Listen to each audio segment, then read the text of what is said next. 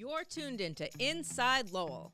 Inside Lowell podcast brought to you in part by Washington Savings Bank, serving the greater Lowell community for over 130 years. Make the switch now to Washington Savings Bank. Reverie 73, Lowell's #1 cannabis shop. Elevate your cannabis experience at Reverie 73.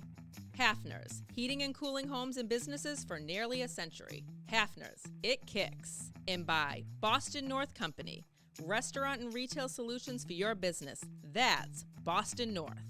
And now, time for another Inside Lowell podcast. Inside Lowell. If Lowell is your home, this is your place. Buongiorno, and welcome to the Grapefully Yours Wine Podcast, coming to you from the InsideLowell.com studio located in downtown Lowell. My name is Jim Campanini, co-host of the show. Here's my other co-host, the wine butler, Michael Pigeon. Good How you morning. doing today? Very well, thank you. And let me give a shout out to our producer and station owner, Teddy Panos. How you doing, Teddy, today? Doing well, Jim. Thank you for being here. You're welcome. Well, I am very excited today because we're going to talk about one of my favorite regions in wines from Italy, Chianti. And we're going to talk about the zone, taste of the wines, but it's just a great wine from an appellation that has gone through a lot of ebbs and flows, but it happens to be one of Italy's most prestigious wines with history, okay? And that had some ups and downs through the years, fell out of favor. What are your impressions of Chianti, Mike? Well, I liked it like about 8 or 9, 10 years ago, and then I kind of just withdrew maybe to try other wines because I'm not a big heavy wine drinker, so I tried different wines, and I kind of fell out of favor with it.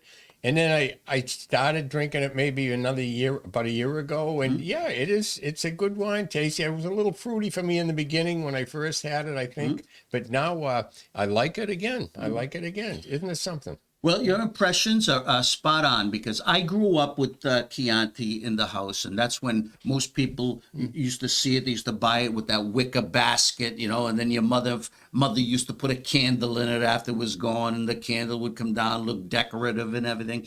Well, Chianti is from Tuscany, and that put Italy on the map in a lot of ways because Chianti was the first super Tuscan. Back then, the Italian winemakers used to make 100% varietal grapes. In the Chianti zone, the vintners were the first ones to start mixing different grapes, okay, with Sangiovese, which is the main grape of Chianti. Well, that had a good effect and a bad effect. They were mixing because Sangiovese, if they used all the Sangiovese, they would run out, and they wanted to sell more wines. So they started putting little percentages of Canaiello and Colorino, good local indigenous grapes. Well, what happened was, in the late 80s and 1990s, as they wanted to sell more and more wine, you had some disreputable vintners and even some foreigners who had invested in Italy. They started watering down the Chianti. Not good. Yeah. They started putting less and less Chianti and then other unauthorized grapes. And there were scandals. The quality went down. And that's why people, you know, especially Americans, Chianti became an aversion. It wasn't a quality wine. So it went down in the 90s. And then in the late 90s, the vintners and the Italian authorities set up new laws. And of course, the vintners, some of the good reputable vintners were getting hurt because they were turning out good wines and it just wasn't getting the prestige it had. So they wrote stringent rules in the appellation for making these wines. And right now, Chianti Classico DOCG, which is the top tier, okay, of Chianti Classico, has to undergo a panel. A panel has to taste that every year and authorize it as being authentic. Okay, and there are even rules for the less stringent zone, the broader zone, Chianti. So Chianti zone. There's a town called Chianti, Yep. and then there's a Chianti zone which runs from Florence, okay, in the north, all the way down to Siena. And up on the northwest, it goes all the way up to La Spezia. That's the broad zone. Anybody can make Chianti. It's a big zone. That's right. But I got a little map here. Okay. Maybe we can focus in on it. So I don't know, Teddy, if we can focus in on that, but you can see this green, the outline. Okay, that light green, that's the Chianti zone. But here's the sweet spot, Chianti Classico. It's the historic zone where the best wines were produced. The soils were just a bit different. It's a hilly area, giving the vineyards Small, more sun exposure, and it's hilly. It's hilly. So the variations of the wines from even North Chianti Classico and South Chianti Classico are a little bit different, the taste. But you can create great wines in that broad zone. You just don't have to adhere to stricter regulations. Like Chianti Classico zone needs to be 12.5% alcohol, okay? Outside the zone and the DOC, it's only 12%. The aging Chianti Classico has to be aged at least 1 year in oak. Most vintners keep it longer than that, okay, because they want that the silky. The Reserva, when you see Chianti Classico Reserva on the label, that means it is aged at least 2 years minimum. So Reserva means aging. Okay, and it means it's aged longer to bring out those, to soften those tannins, polish them. Or in Spanish, anhillo. Yeah, Yes, it's rested. Yeah. So why are we talking about the Chianti Classico? Okay, so I'm going to give you the best deal on Italian wines that's coming up, because October is traditionally Italian wine month. Okay, from New Hampshire liquor stores to your local stores, all these new Chiantis will be coming in. And, like I said, because of aging, it's always a year or two behind. So the 2021s are coming into the store. But if you don't get Wine Spectator, I say you go and look at it if you're interested in Tuscan wines, because the October issue focuses on Tuscany and New Zealand tasting reports, okay? But you want to look at the Tuscany report. Bruce Sanderson, who covers Italian wines, does a great job in there, and he lists his top Tuscan wines, both Super Tuscans and the Chianti and Chianti Classicos, okay? And you will be amazed at the prices. You can get the number one wine in here is a Solaya, okay? And Tenore's Solaya, which costs $450 a bottle. And he rated it 98 points. That's almost perfect, okay? And then you come down and you see the Chianti Classico Reservas, 93, 94 points, selling for under $30. So you say to yourself, gee, now I'm going to buy the Solaya, but that Chianti Classico is the sweet spot. Now, when those bottles come in for $30, that's the suggested retail price. They're going to hit the stores in October, like I said, they're going to put them on sale. And why October is such a beautiful month? Because the New Hampshire liquor stores, what do they do? 15% off a bottle if you buy a case. And you're going to go through a case quicker than you think. Yeah. And 15% off a bottle, that's quite a savings. So you can not only buy the wine on sale, but if you can mix and match. So say you like you want to try 4 different Chianti Classico, Chianti Classico Reserva. you can mix and match because the variations are different in the different areas. And we're not going to go into that because if you want to really delve into Chianti Classico, you can read some of my columns on the Grapefully yours.live website, or even I'll be giving one to Teddy for InsideLowell.com to learn about the different zones and the small communes where the best wines are produced because of the terroir, the different meso-climates and everything else. But Chianti is just a beautiful, rich wine. So I say, hey, go up there. Even if you buy 6 bottles and then max it with 6 other Italian wines that you like. They don't have to be Chianti. They don't have to be Chianti. They pick up a 3. You'll save much money. So this bottle that you might spend $27.99 on sale, okay? You're getting another 15% off it on the case. Dollar cost average, you could save about $30. That's another bottle of wine, nice wine. So October is the month to watch for. And as we were talking about it earlier, the New Hampshire Liquor and Wine Shops has a great website.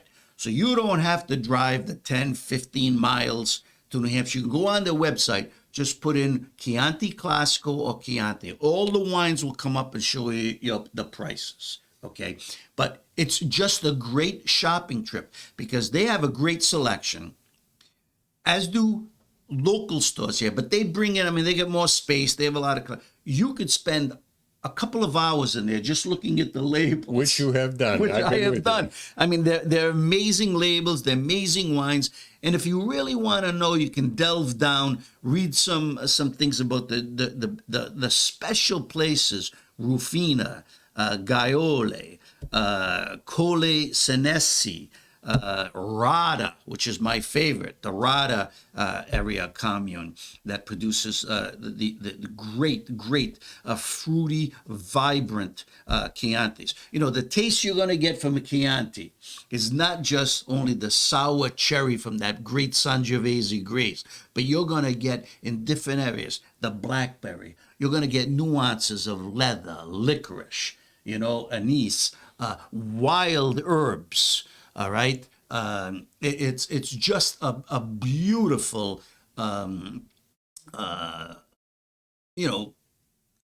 it's like a symphony. It's like a symphony. And the wine, when it's done well, okay, is elegant, luxuriant, and aged. It will last a long time in your cellar. Now, the other thing that this Wine Spectator report said were the vintages. The last 3 vintages of Chianti Classico have been rated almost to the classic and in the classic zone. So the going back to 2019, okay, it was rated 93 points. 2021 is rated 94 points. That's the entire vintage. Just saying, hey, you could buy it from any producer, and it's going to be a great bottle. The 2020, one year ago, okay, is rated 93 points. So it's like you can't go wrong. Certainly, there are some weak spots, as Bruce Sanderson points out in his report. But by and large, this is the year to stock up on Chianti Classico, even going back to 2019. Now, why is that important to know about the different vintages and wines? Well, let's take a look at this Chianti Classico Il Grigio, okay, Reserva from 2019. This is from San Felice, one of the top producers in the Chianti Classico zone.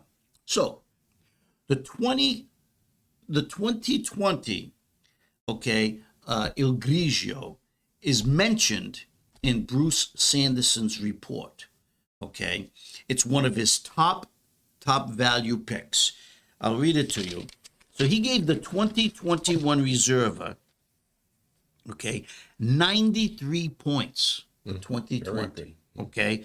So he calls it, It's the suggested retail price is $28 for the 2021. He says it's bright, fruity, with cherry, strawberry, rose, and Mediterranean scrub flavors. shows no shortage of structure, staying balanced, okay? Now, being smart and wise, okay, I say, well, gee, the 2020 hasn't come in yet. It's going to be coming in probably this next month and stuff. I saw the 2019 reserve at a local store.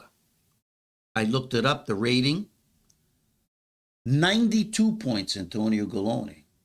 And it's on sale now for $17.99 at a local store. Okay? At a local store.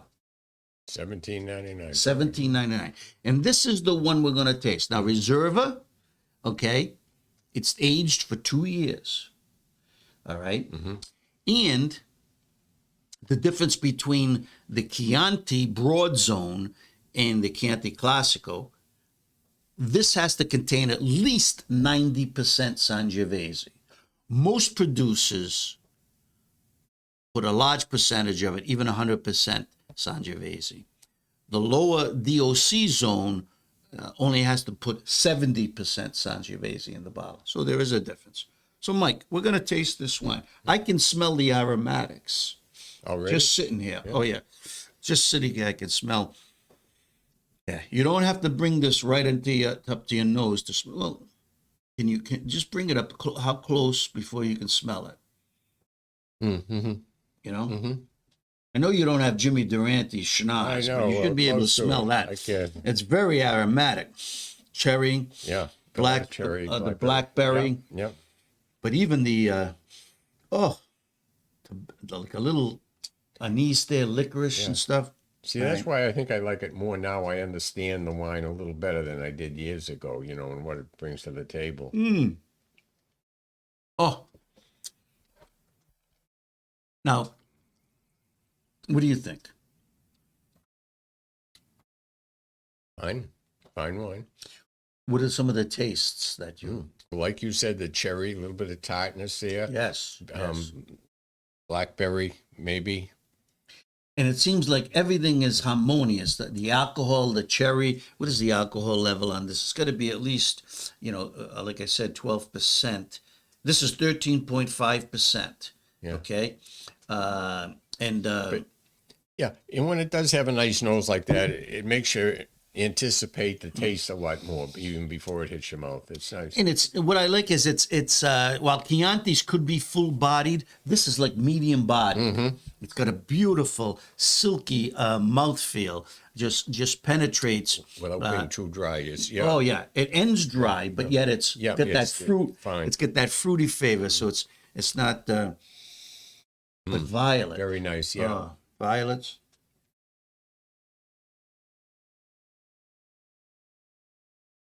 It's nice. Oh, man. Wine, yeah. That is a very, very nice wine. And we just opened this bottle up. You can let this sit for about 20 minutes, 30 minutes before it opens, because it's as it stays in the glass, it's getting a little more complex. Getting a lot of wine for $17. Oh, yeah.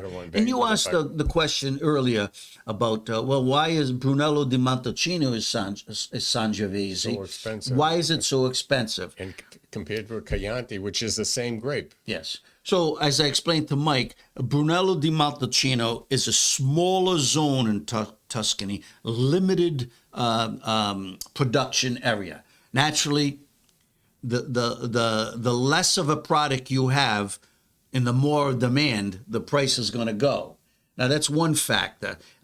Chianti is a broader zone, much bigger. So Brunello di Montalcino is smaller. But Brunello di Montalcino is a beautiful area with a lot more elevation. Okay? The vineyards sit higher. It gets different sun, the mesoclimates, the soil, and it does make a difference, the sense of place. And plus, it's a slightly different clonal variety of Sangiovese. So that's why the diversity, the versatility of Sangiovese in different areas of Tuscany and Italy just shines right through, because it's a great grape for picking up those local characteristics and bringing them to the fore. But why I like Chianti Classico, because you're getting that great Sangiovese taste and and elegance, luxuriousness, soft palate for a much more affordable price. You know. Now, this other bottle we have is the new San Felice Chianti Classico, not Reserva, not the Il Grigio, okay? It's the 2021 that just came out. And the preferred price on this is $27. Well, once again, I bought this for $19.99 at a local store. And I'm not going to mention the store because I want them to advertise for this show. Right. You know, I'll be quite honest with you. But if you hunt around, and I get time, I'm retired, I hunt around. I mean, it's a great great buy. San Felice has a solid reputation, from Chiantis to Brunellos to Super Tuscans. It's one of the great houses of Tuscany. So my thing is, you know, you hunt around, you see what you like. But if you get this Wine Spectator, okay, you get it on your your local magazine stand. Okay, it has a list of value wines in there that'll knock your socks off. If you like Italian wines, and you know, if you like to entertain or have something with a simple pasta dish, I mean, there's wines in there that cost $16 that are rated 90 points. You know, $18. I mean, now I'm going to write a column about this show and put some of these wines in there, and some others that I've tasted in the past year that I really like. One is the Parano Chianti Classico, and that sells for about $23.99. You know, and it's rated 91 points. But it's from a beautiful Chianti Classico zone and a great wine house. And Volpaia. You've had Volpaia with me before, which is one of my unbelievable favorites. It's always rated highly. And it right now it's on sale for less than $30 if you go to that store that we mentioned that is across the border, and it's not Rhode Island. I think the viewer would be very happy with this for $17.99. Oh yeah, it's a really good. And so you know, go up there, look at some of the bottles, the wines. But now's the time to think about it. October for Chianti Classico, other Chianti wines, and you know, try them out. Buy a selection. Any closing thoughts? Well, I'm looking forward to you and I going down to Rhode Island for the big winemaking. Grape crush. Grape crushing. Maybe we could talk to him about next year buying Chianti, Sangiovese grapes and doing a Chianti. I brought that up. My brother John. He makes we've talked about before, Zinfandel every year, Old Vines Inn. So he's just wedded to Zinfandel, loves the grape. He gets it from California, and it's improved every year. So he's going to have they're having the crush. They're having the crush tomorrow, and then when we go down, we're going to be racking the wine and helping him out with that and stuff. So we should have fun. We'll take some photos and everything. He's got the big food truck, so we eat and drink and everything else. It should be fun. Now, I just want to catch up to date. Last week, we both picked the Patriots. Right, so you're 3-0 this year. And I said they'd win by 4. Yes, and you were right on. You won by 5. Okay. Now this week they're playing Dallas at Dallas. The Patriots got their first win against the Jets. They're 1-2. Dallas is 2-1. I'm taking the Patriots again, and you're taking Dallas. Okay. But you said you're giving me 5 points. I'll give you 5 points. To me, 5 points is a safe bet. You know, you could say, oh, the Patriots need this game. Dallas needs it more because they're not going to be highly regarded if they lose to the Patriots by less, at all. So they'll win by at least 5 easily. Okay. Well, I've got a 96-point bottle of Villa Rosa Chianti Classico Gran Selezione. Okay. Cost me $60 for the bottle. The Patriots win, I'm going to pop that cork and drink it in your face, okay? That's okay. And if they lose, I'm going to drink it anyway, and I'll invite you over. There you go. So okay? There you go. So Cheers. Until our next show next week, may the wine be with you. Salute. Salud.